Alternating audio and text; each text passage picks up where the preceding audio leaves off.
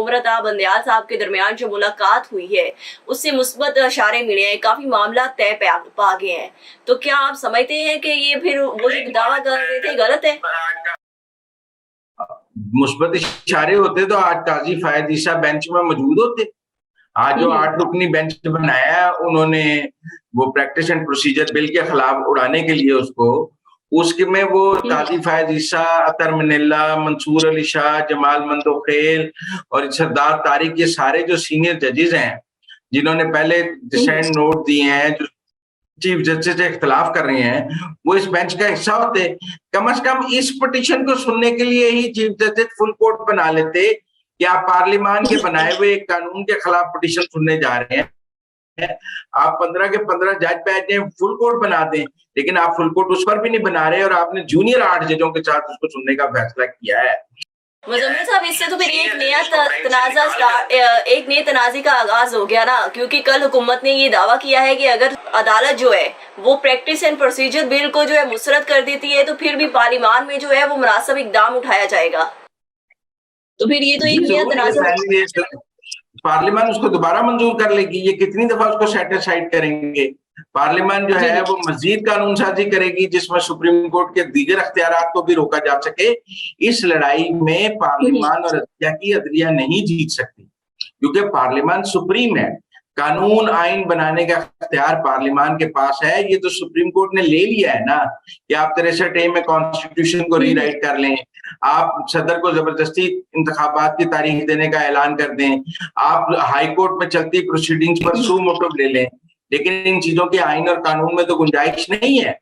अब क्या 14 तारीख को जब सेक्रेटरी खजाना और गवर्नर स्टेट बैंक कहेंगे कि बिल पार्लियामान में पेश हो चुका है और पार्लियामान की मंजूरी से पैसे मशरूत है, करारदाद मौजूद है, तो क्या उमर अता बंदयाल साहब चैम्बर में सेक्रेटरी खजाना को ये हुक्म करेंगे कि वो 22 अरब रुपया इलेक्शन कमीशन को फौरन ट्रांसफर करें, नहीं तो मैं सेक्रेटरी खजाना को जेल भेजने लगा हूं? वो क्या गवर्नर स्टेट बैंक को हथकड़ियां लगवा देंगे कि अगर आप 22 अरब रुपया अभी ट्रांसफर नहीं करेंगे इलेक्शन कमीशन को तो मैं आपको जेल भेज दूंगा? वो कहेंगे कि हम हुकूमत के मतहत हैं, हम नहीं दे सकते हैं, हमें मंजूरी चाहिए। वो कहेंगे सुप्रीम कोर्ट के होते हुए आपको किस चीज की मंजूरी चाहिए? इस मुल्क में तो सुप्रीम कोर्ट का हुक्म चलता है, पार्लियामान का हुक्म नहीं चलता, हुकूमत का हुक्म नहीं चलता। तो ये जो एक नया तनाजा अगर बंदयाल साहब ने शुरू किया है तो ये बहुत मुश्किल हो जाएगा कि क्या वो अफसरान, अब देखिए ना, अगर उन्होंने बुलाना था तो वजीर आजम को बुला लेते, काबीना को बुला लेते, वो अफसरान को क्यों बुला रहे हैं? मतलब अफसरान तो हुकूमत के मतहत है ना, सेक्रेटरी खजाना वजीर खजाना के मतहत है, ठीक है ना। और अगर वजीर खजाना इजाजत नहीं देगा तो क्या सेक्रेटरी खजाना पैसे दे सकता है? वो बंदयाल साहब क्या साबित करना चाहते हैं कि मैं अफसरान से पैसे लेकर, तो फिर इसमें क्या मिसालत है कि वो मतहत लोगों को बुला रहे हैं, सेक्रेटरी खजाना को, अटॉर्नी जनरल को, गवर्नर स्टेट बैंक को तलब कर रहे हैं, वो हुकूमत के ओहदेदारान को क्यों नहीं तलब कर रहे?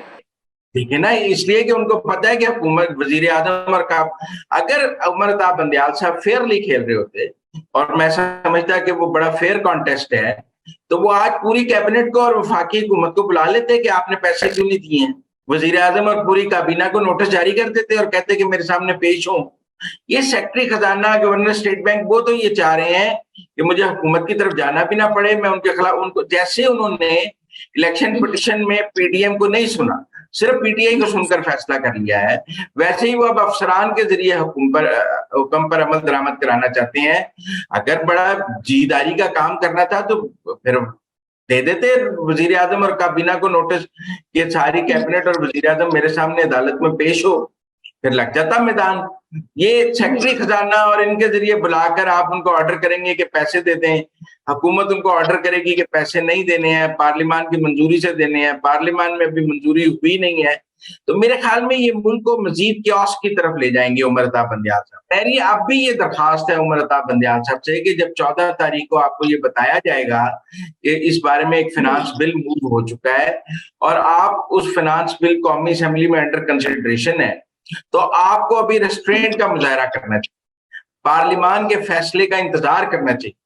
आप ये इस चीज को एप्रीहेंड ना करें, अंदाजा ना लगाएं कि पार्लियामेंट नहीं देगी। मतलब अंदाजों पे अदालत नहीं चलती, अदालत जो है वो पहले से कुछ सोच कर नहीं चलती। जब बिल पार्लियामान में जेर इल्तवा है तो फिर उस पे लोगों ने वोट देना है। अरकान ने वो वोट क्या आएगा अंदाजा नहीं लगाया जा सकता। जब पार्लियामान का फैसला आ जाएगा उसके बाद उमरता बंदियाल साहब उस पर कोई राय दे सकते हैं। फिर अगर पार्लियामेंट से ये बिल मुस्तरद हो जाता है तो अभी फेडरल गवर्नमेंट लिखा है, फिर उसके बाद अगले नोट शो काज में लिखेंगे कि मैंने कंटेम्प्ट, पार्लियामेंट ने कंटेम्प्ट कर दी है, और सारे जो कंटेम्प्ट के में सारे एमएनए को सजा दे देंगे, स्पीकर को, डिप्टी स्पीकर को, सबको सजा दे देंगे। फिर लोग सवाल करेंगे कि आपने डिप्टी स्पीकर को तो सजा नहीं दी थी जब उसने गैर आईनी रूलिंग दी थी, आपने इमरान खान को तो तौहीन अदालत का नोट, तौहीन आइन का नोटिस नहीं दिया था, और फवाद चौधरी को तो नहीं दिया था। इनकी दफा आपका इंसाफ का मयार और है।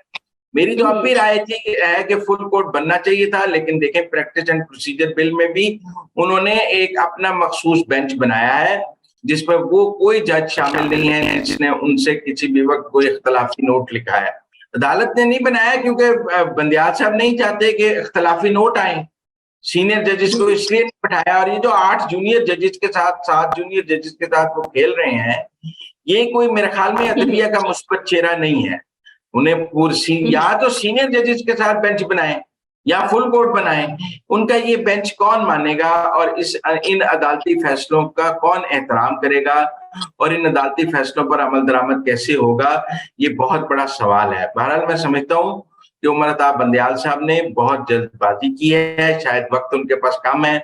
उन्हें अंदाजा था कि 20 तारीख को वो कानून बन जाएगा, लिहाजा उन्होंने 13 तारीख को उसकी हियरिंग रख ली है, 14 तारीख को उसकी हियरिंग रख ली है, और लगता है कि उनको भी अंदाजा है कि उनके पास वक्त नहीं है और वो जल्द अज जल्द ये काम करना चाहते हैं। लेकिन उनकी जल्दबाजी नहीं, पहले भी मनफी नताइज दिए हैं, अब भी मनफी नताइज दें। नवीन साहब, एक बड़ी अहम स्टेटमेंट जो आज फवाद चौधरी ने दी है, उन्होंने कहा है कि अगर सुप्रीम कोर्ट अपने फैसले पर अमल दरामद ना करा सकी तो बतौर अदारा जो है वो साख मुतासिर होगी। तो ये बताएं कि ये स्टेटमेंट क्यों देनी पड़ी, आखिर उनकी फिजिकल लैंग्वेज इतनी कमजोर क्यों हो रही है?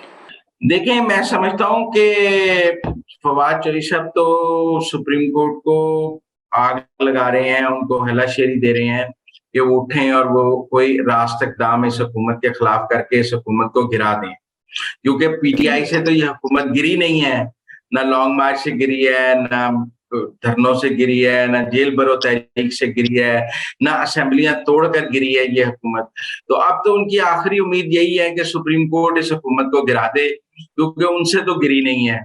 उन्होंने 25 मई वाला भी कर लिया, और फिर वो जो लंबा मार्च पिंडी तक किया 1 महीने का, जिसमें वजीराबाद वाला वाकया हुआ, वो भी कर लिया, फिर जेल भरो तहरीक भी कर ली, फिर उन्होंने वो लॉ एंड ऑर्डर का मसला पैदा कर लिया, फिर उन्होंने असेंबलियां तोड़ ली। तो उस सारे के नतीजे में इस्तीफे देकर देख लिया, पार्लियामान से बाहर होकर देख लिया, सब कुछ कर लिया उन्होंने। लेकिन ये हुकूमत जो बज़ाहिर लोग कहते हैं कि जी बड़ी कमजोर हुकूमत है, लेकिन इमरान खान से इन तमाम अमल के बावजूद नहीं गिरी है और हुकूमत अपनी जगह मौजूद रही है। तो अब तो फवाद चौधरी साहब की वाहिद उम्मीद यही है कि किसी तरह सुप्रीम कोर्ट ही ये हुकूमत गिरा दे, क्योंकि उनसे तो गिरती नहीं है।